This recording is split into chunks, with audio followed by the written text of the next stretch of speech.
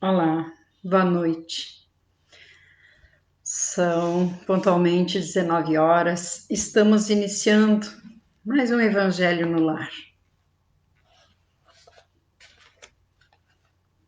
Vamos dar boa noite a todos os nossos irmãos, aqueles que estão conosco nesse momento e aqueles que assistirão mais tarde. Sejam todos bem-vindos na paz do Mestre Jesus.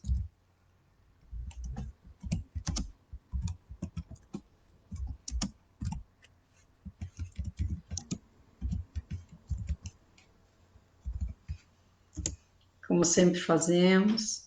Boa noite, Luana, seja bem-vinda. Boa noite a todos. Vamos, nesse momento, contando que já temos a nossa água, vamos elevar nosso pensamento ao nosso Mestre Jesus, pedindo nesse momento que sejam derramadas as bênçãos as quais necessitamos nesse momento, o remédio, o medicamento espiritual necessário, seja para a nossa alma, seja para o nosso corpo de matéria. E te agradecendo sempre, Mestre Jesus, por tudo, pelo ano que passou, por tudo que temos, e também queremos te agradecer por aquilo que não temos. Tantas coisas negativas, as quais tu nos abençoastes e nos protegestes. Muitas vezes nem nos demos conta disso, Mestre. Mas queremos neste momento te agradecer e te pedir, fica conosco, nos fortaleça sempre, especialmente aqueles irmãos que nesse momento se encontram em aflições, se encontram em desespero, depressão, Mestre Jesus. Nós te rogamos nesse momento, abençoa e fortalece cada um conforme a necessidade, porque só tu sabes, Mestre, das nossas reais necessidades. Muito obrigada e te convidamos, fique conosco em mais esse Evangelho no Lar, iluminando cada lar, iluminando cada irmão que aqui estiver conosco. Muito obrigada, que assim seja. Para quem gosta de nos acompanhar, nós vamos ler no capítulo 19, hoje, nosso Evangelho, a fé transporta as montanhas. Nosso primeiro Evangelho no Lar, de 2021, né? É muito importante nos lembrarmos da fé, que quando temos fé, recebemos a força necessária para enfrentarmos as dificuldades, aqueles obstáculos que surgirem. Então diz assim, o poder da fé, diz o Evangelho. Quando veio até o povo, um homem se aproximou dele, lançou-se de joelhos aos seus pés e lhe disse: Senhor, tende piedade de meu filho, que está lunático e sofre muito, porque ele cai frequentemente no fogo e frequentemente na água. Eu o apresentei aos vossos discípulos, mas não o puderam salvar. E Jesus respondeu dizendo: Ó raça incrédula e depravada, até quando estarei convosco? Até quando vós sofrereis? Trazei-me aqui essa criança. E Jesus, tendo ameaçado o demônio, ele saiu da criança, que foi curada no mesmo instante. Então, os discípulos vieram encontrar Jesus em particular e lhe disseram: Mestre, por que nós não podemos expulsar esse demônio? E Jesus respondeu: É por causa da vossa incredulidade.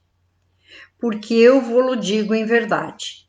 Se tivesseis fé como um grão de mostarda, diríeis a esta montanha: transporta-te daqui para ali, e ela se transportaria. e nada vos seria impossível. Nós sabemos que as montanhas das quais Jesus falava são os nossos problemas, as nossas dificuldades. E aí no nosso estudo diz assim: com relação à passagem lida, o que impediu os discípulos de curarem um menino, como fez Jesus? Foi a falta de fé. Embora todo o empenho e boa vontade dos discípulos, faltava-lhes ainda a confiança, conforme demonstrou Jesus. Muitos percalços e dificuldades que enfrentamos em nossa vida se devem também à nossa falta de fé, à nossa incredulidade. Jesus, ao usar o termo montanhas, referiu-se àquelas que conhecemos com esse nome, materialmente falando? Não. Assim como em todo ensinamento de Jesus, devemos aqui também entender suas palavras no sentido moral. Então, aquilo que dissemos antes, Jesus fala montanhas, aquilo que muitas vezes para nós é uma montanha, um problema muito grande. Se tivesses fé do tamanho de um grão de mostarda, dirias a esta montanha: transporta-te daí para ali, e ela se transportaria, e nada seria impossível. Então, fica-nos a lição do poder da fé. E aí seguimos no nosso evangelho, que diz assim: no sentido próprio, é certo que a confiança nas próprias forças torna capaz de executar coisas materiais que não se pode fazer quando se duvida de si. Mas aqui é unicamente no sentido moral que se deve entender essas palavras. As montanhas que a fé transporta são as dificuldades, as resistências, a má vontade, numa palavra, que se encontra entre os homens, mesmo quando se trata das melhores coisas. Os preconceitos da rotina, o interesse material, o egoísmo, a cegueira do fanatismo, as paixões orgulhosas, são outras tantas montanhas que barram o caminho de quem trabalha pelo progresso da humanidade. Já a fé robusta dá a perseverança, a energia e os recursos que fazem vencer os obstáculos, nas pequenas como nas grandes coisas. A que é vacilante, a fé que é vacilante, nos dá a incerteza, a hesitação de que se aproveitam aqueles que se quer combater. Ela não procura os meios de vencer porque não crê vencer. Então, quantos de nós já ouvimos muitas vezes nossos irmãos falando: 2020 foi um péssimo ano, será que 2021, será que o vírus continua em 2021? Então, essa nossa fé é vacilante. Graças a Deus, se estamos vivos, já podemos agradecer, já passamos por uma fase bem difícil. Vamos ter fé e vamos vencer os obstáculos que surgirem. E aí nos diz assim: no sentido moral, como devemos então entender as montanhas referidas por Jesus? São as dificuldades, as resistências, a má vontade, o interesse material, o egoísmo, a cegueira do fanatismo, o orgulho e as ideias pré-concebidas, etc. No sentido próprio, é certo que a confiança nas suas próprias forças torna o homem capaz de executar coisas materiais que não consegue fazer quem duvida de si. Então, muitas vezes, quando a gente sabe, tal coisa eu consigo fazer, tranquilo, conseguimos fazer. Mas quando se trata da fé é diferente, porque muitas vezes a fé fala aqui da parte moral nossa. Então, são aqueles obstáculos que não dependem nem da nossa força física, muitas vezes depende mais da nossa fé mesmo, da parte moral nossa. Vamos combater um vício, vamos combater alguma coisa que está nos prejudicando moralmente, precisamos dessa fé inabalável de que Jesus falava. Noutra acepção, a fé se diz da confiança que se tem no cumprimento de uma coisa, da certeza de atingir um fim. Ela dá uma espécie de lucidez que faz ver no pensamento o fim para o qual se tende e os meios de atingi-lo, de sorte que aquele que a possui caminha, por assim dizer, com certeza. Num e noutro caso, ela pode fazer realizar grandes coisas. A fé sincera e verdadeira é sempre calma, dá paciência que sabe esperar, porque tendo seu ponto de apoio na inteligência e na compreensão das coisas, está certa de chegar. Já a fé incerta sente a sua própria fraqueza. Quando está estimulada pelo interesse, torna-se colérica e crê suprir a força pela violência. A calma na luta é sempre um sinal de força e de confiança. A violência, ao contrário, é uma prova de fraqueza e de dúvida de si mesmo. E aí o nosso estudo nos ajuda. De que modo certas pessoas conseguem realizar o que querem? Confiando em suas forças, com a certeza de atingir o fim almejado e agindo sempre no sentido de vencer os obstáculos. A fé dá uma espécie de lucidez que permite se veja em pensamento a meta que se quer alcançar e os meios de chegar lá. Então, quando temos a fé no Mestre Jesus, sabemos que sempre que queremos alguma coisa para o bem, só que não podemos ser imediatistas, porque não é no nosso tempo, é no tempo de Deus, sempre. Mas as nossas orações, as nossas preces, nunca ficarão sem respostas. Sempre a resposta virá. Podemos ter certeza disso. É preciso se guardar de confundir a fé com a presunção. A verdadeira fé se alia à humildade.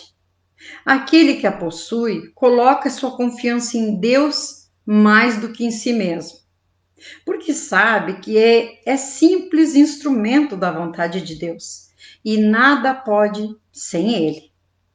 Por isso, os bons espíritos vêm sempre em sua ajuda. Aquilo que falamos, a nossa oração jamais fica sem resposta. Isso nos dá uma confiança, uma segurança, uma tranquilidade, uma calma, como diz aqui o Evangelho.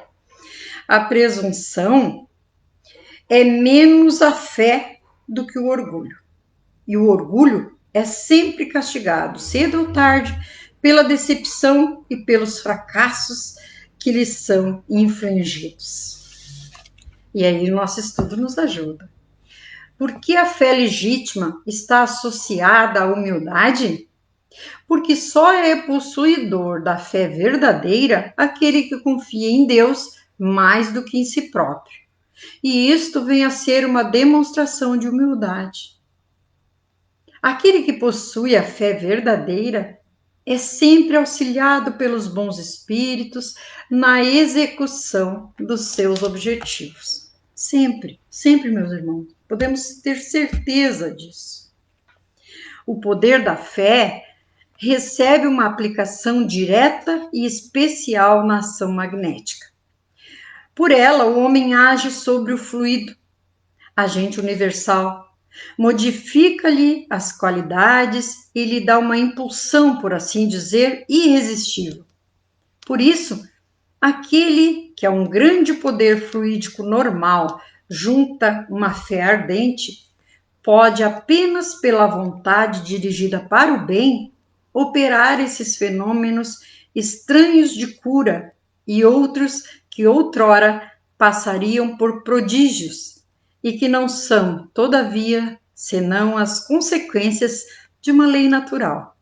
Tal o motivo pelo qual Jesus disse aos seus apóstolos: se não curastes, é que não tinhas fé. Então, como se explica a ação magnética na fé? pela ação do pensamento, o homem pode atuar sobre o fluido universal. Se essa atuação for voltada para o bem e secundada por fé ardente, grandes fenômenos pode ele operar. Tal motivo porque Jesus disse a seus apóstolos: se não o curastes, foi porque não tendes fé. Então, muitas vezes, podemos citar como exemplo aquele irmão, né? Aquela irmã que muitas vezes chega num centro espírita, né? Chega e com muita dor na cabeça e assiste a doutrinária e já começa a melhorar e depois recebe o passe, aquela ação magnética com imposição das mãos e diz que se sentiu aliviado, que tirou um peso de cima. Então, o que é isso? É o magnetismo, né, que o médium com a sua fé, aquele médium sincero, puro, que está ali direcionado para trabalhar com Jesus, e aliado àquela fé daquele irmão que está ali na frente. Por isso a importância de quando vamos receber o passe, seja até o passe virtual, que esqueçamos aquelas coisas que nos incomodam no momento, que simplesmente façamos a nossa conexão com Jesus. Imaginemos Jesus, se a gente tem dificuldade para se concentrar, muitas vezes tem problemas graves, imaginemos Jesus à nossa frente e coloquemos os nossos problemas ali nas mãos de Jesus. E a resposta virá, meus irmãos. Podemos ter certeza disso. A resposta virá. E aí nos diz assim, que tem a fé religiosa, que é condição da fé inabalável. Do ponto de vista religioso, a fé é a crença nos dogmas particulares que constituem as diferentes religiões. Todas as religiões têm os seus artigos de fé. Sob esse aspecto, a fé pode ser raciocinada ou cega. A fé cega, não examinando nada, aceita sem controle o falso como verdadeiro e se choca a cada passo. Contra a evidência e a razão, levada ao excesso, produz o fanatismo. Então, nós podemos perceber a diferença entre aquela pessoa que tem a fé e aquela pessoa que é fanática, é diferente. Muitas vezes a gente não tem a fé necessária, mas a gente é fanático e acredita em tudo sem questionar. E não é bem isso que Jesus quer de nós. Nós precisamos, para aqui, podermos distinguir os falsos profetas que já estavam previstos viriam. Quando a fé repousa sobre o erro, ela se destrói, cedo ou tarde. Já a que tem por base a verdade é a única segura do futuro, porque não tem nada a temer do progresso das luzes. Já que o que é verdadeiro na obscuridade é verdadeiro também em plena luz. Cada religião pretende estar na posse exclusiva da verdade.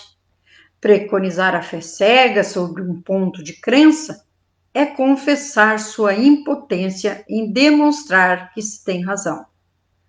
Diz-se vulgarmente que a fé não se prescreve. Daí, muitas pessoas dizerem que não é por sua culpa se não tem fé. Sem dúvida, a fé não se prescreve. E o que é ainda mais justo, a fé não se impõe. Não, ela não se recomenda, mas se adquire. E não há ninguém que esteja privado de possuir a fé, mesmo entre os mais refratários. Falamos das verdades espirituais fundamentais e não de tal ou tal crença em particular. Não cabe a fé ir a eles, mas a eles irem ao encontro da fé, e se a procuram com sinceridade, a encontrarão.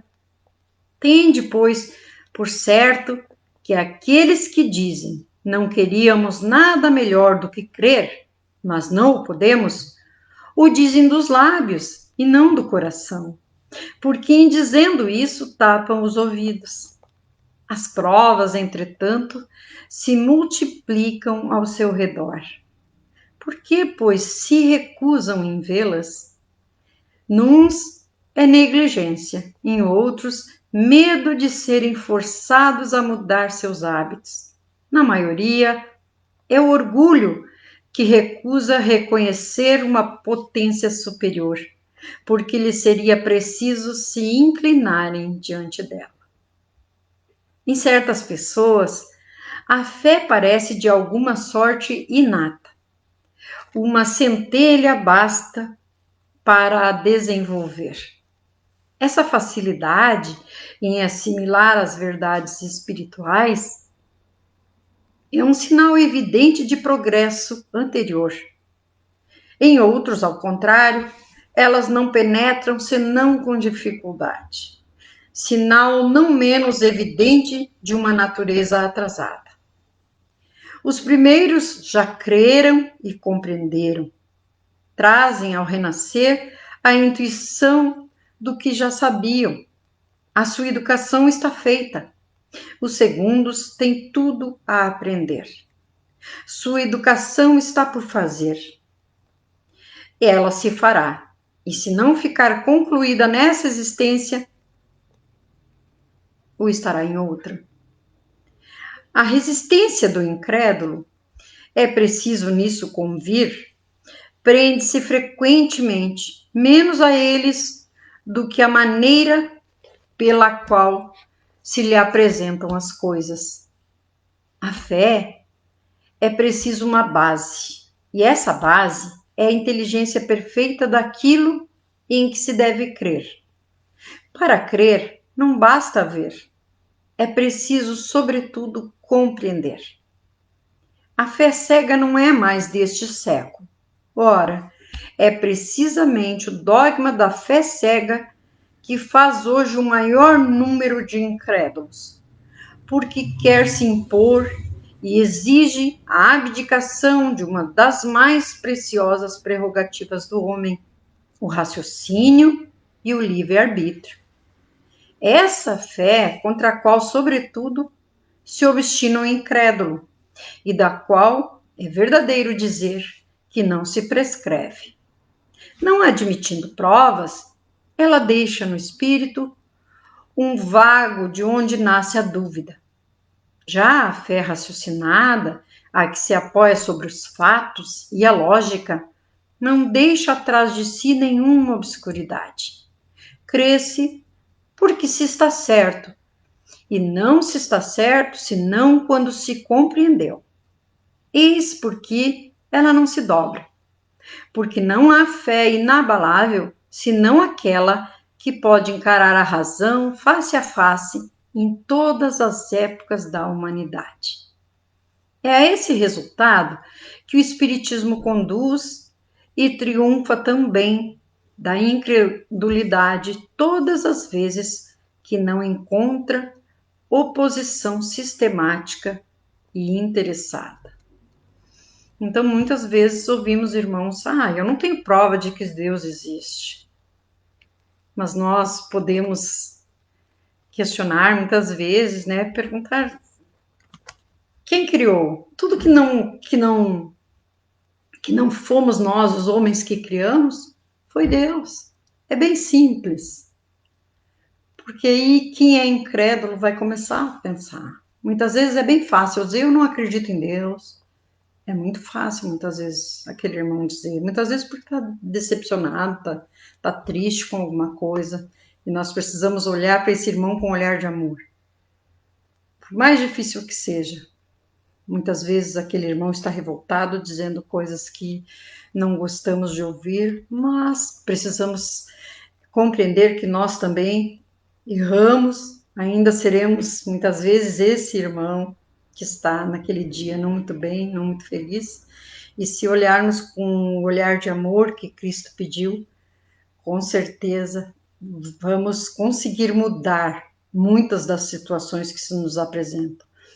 e passar, transmitir essa fé inabalável naquele que tudo pode, que para ele nada é impossível, por pior que seja o nosso problema no momento. Vamos rogar, vamos pedir com o coração puro, como diz o Evangelho, vamos fechar a porta do nosso quarto. Fechar a porta do nosso quarto é fazermos, nos isolarmos, vamos dizer assim, mentalmente, e fazer só aquela conexão com Jesus. Pedir a Ele a ajuda que necessitamos. Não precisamos dizer a solução, porque Ele saberá nos dar a solução que precisamos. Ele sabe o que vai ser melhor para nós. E quando não vem imediatamente essa resposta, porque o melhor para nós está por vir. E virá. E virá. Podemos acreditar. Nada foi em vão. Jesus não veio em vão. Ele veio para nos ensinar. Nós só precisamos aprender. Aprender a não nos tornarmos vítimas de determinadas situações que se apresentam para nós. Nada é por acaso. Tudo é para nosso aprendizado e nossa evolução. Estamos chegando ao final de mais um Evangelho. Agradecemos a cada irmão que nos assistiu, que nos assistirá posteriormente. E vamos, nesse momento, uma vez mais, pegando a nossa água e elevando o nosso pensamento a esse mestre de amor, a esse mestre de misericórdia, de justiça e de poder. Ó Mestre, ilumina cada irmão, trazei nesse momento a paz de que possa ele estar necessitando, o amor, a união, a caridade, a justiça, a misericórdia. Ó Mestre, derrama sobre essas águas o medicamento que cada um precisa nesse momento. Fortalece nas dificuldades, sejam elas de ordem material ou espiritual. Aquele irmão que nesse momento se encontra obsediado, se encontra aflito, deprimido, triste. Fortalece, Mestre. Envia teus anjos benfeitores e fazei com que esse irmão se erga, se levante, compreenda que ele é um filho de Deus muito amado.